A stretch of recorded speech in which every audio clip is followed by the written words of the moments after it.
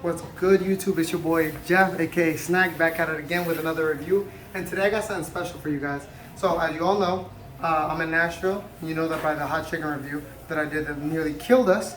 But we came here to see the JD distillery, so Jack Daniels, and it was really cool. But something that we came across was this little candy shop. And honestly, I thought it was so beautiful and the story is so amazing that I had to share with you guys for anytime you're down here in Nashville. So I want to show you what it's all about. It's called Velma's Candy Shop, and we have. Hello, I'm Michelle. That's Michelle. Michelle, she's a little distracted because some people just came in. And then we're going to come down here because somebody really special, which is Kelly. Hi. Kelly. Hi. Listen. So Kelly, what is Velma's all about? Tell me.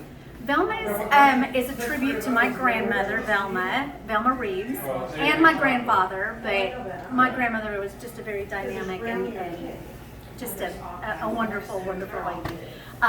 They lived in Lynchburg and owned the grocery store 2 doors down. It was called V&J Market for Velma and Johnny.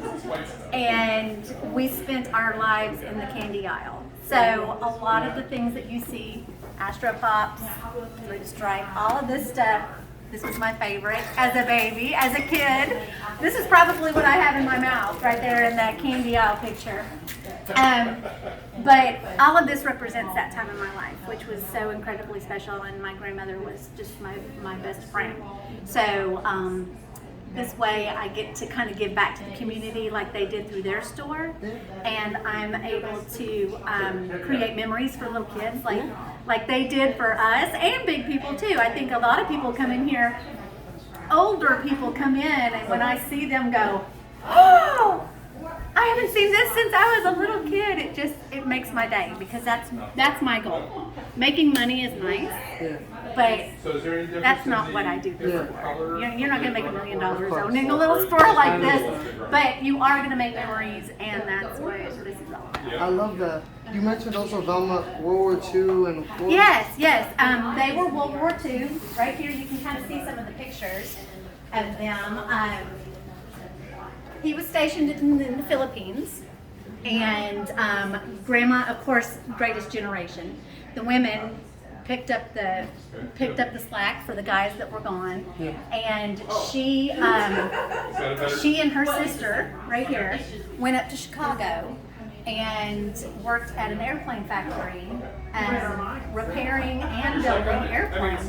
And she was so teeny-tiny, she was about 90 pounds, soaking wet, that they lowered her into the nose cones of the airplanes and into the wing panels of the airplanes, so she could rivet. So she was a Rosie the Riveter on the inside of the airplane. So that's so cool. They have a lot of amazing little stories. She was a beautiful woman. She was. She was so She cool. really was. And she was just she was sassy in a good Southern kind of way. She used her sass for good, not evil. Yeah. So she was just absolutely precious, and we have pictures of her all over.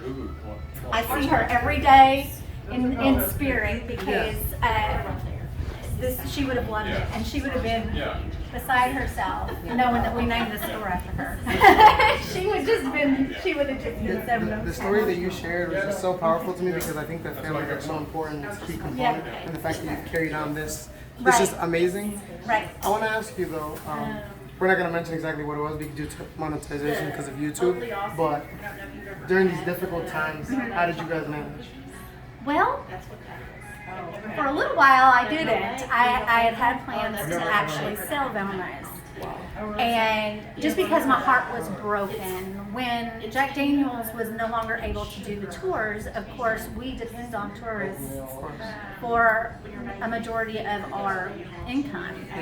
The locals were amazing. They were amazing. They came out for me, but it just wasn't enough to keep us going through the most critical times. So we took a little break. I was going to sell the store. It fell through, which happened to be the most wonderful thing in the world, because I really missed it, and I kind of was able to reevaluate my priorities and say, listen, I'm going to just give this all I can, and came back, hit the ground running. I ran it by myself for 2 months. Wow. Until I got my feet under me, until I got to the point where I just could not do it by myself anymore. And then I got Michelle, she can sell ice to Eskimos. She is amazing. She's amazing, and we just are a good team. So, awesome. yeah. But see, guys, so Food Fam, this is just an amazing place in Lynchburg, Tennessee, correct? Yes. Lynchburg. So if you're ever out here, make sure you come hit up my homegirl Kelly and Michelle at Velma's Candy Shop. It's a beautiful place. I do have some treats. They have amazing fudge, best fudge I've ever had, and I'll review those later for you guys because I did get a box of that stuff. But yeah, until next time, remember, back off my snacks. So now we're back home. I hope you enjoyed the first part of that video, just meeting Kelly and Michelle. Cool ass place. Velma's Candy was dope. Really enjoyed it, had a good time. But now for what y'all came for, the treats that I got there. So you see, it came in this cool little pink bag, like the color. And then the packaging is really cute. Let me see if we can focus in on that. Velma's Candy, it says. And then it has the information on the back if y'all want to look into that. So I got some fudge because they're known for their fudge. Let's open that up. And I also got some other candies there, which were, oh shoot, did I mess it up? I got a little mess here. Let me clean this up a little bit. So first we have, let's start with the snacks. We have a churro toffee.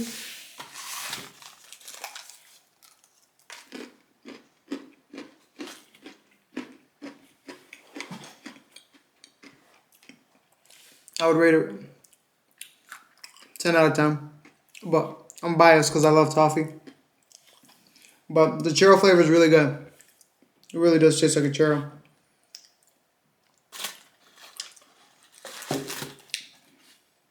Then we have a, I think this is called a grown-up Oreo.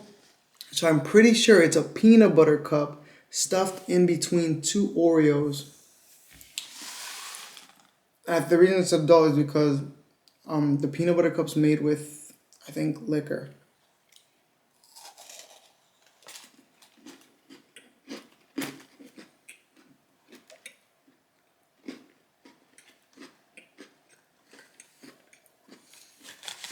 That's really, really good. And I love peanut butter, so let's bomb.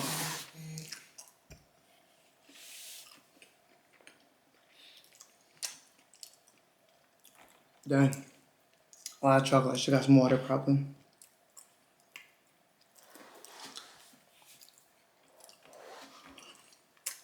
Be right back.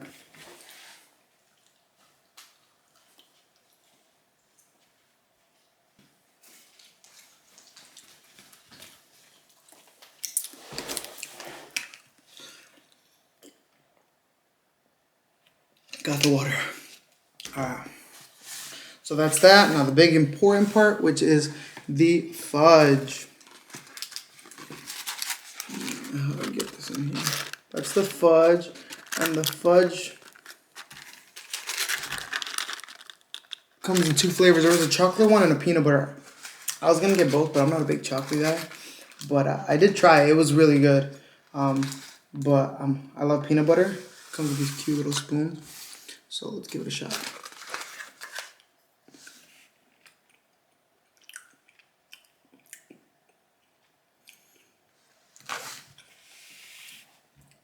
My God.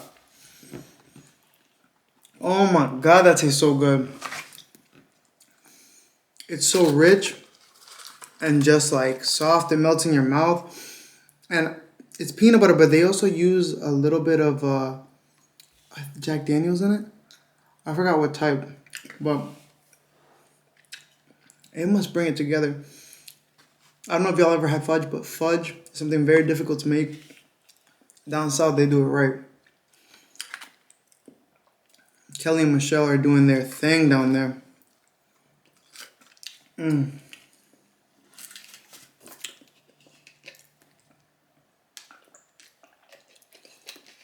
Oh, I forgot one thing. A spice bomb.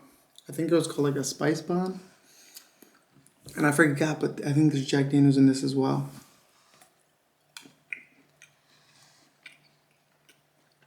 Oh. Yeah, there is. It's like cinnamon. That's the inside. It's really good. Strong cinnamon. I really enjoy cinnamon though, so it doesn't bother me. But it's a lot.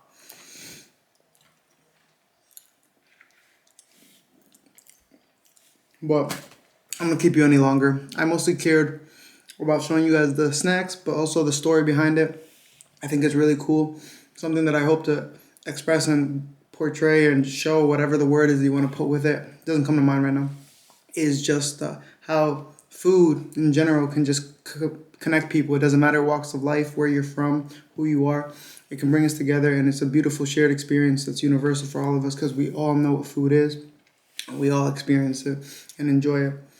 And I'll leave y'all with that. Until next time, y'all know what it is. Back off my snacks. Peace.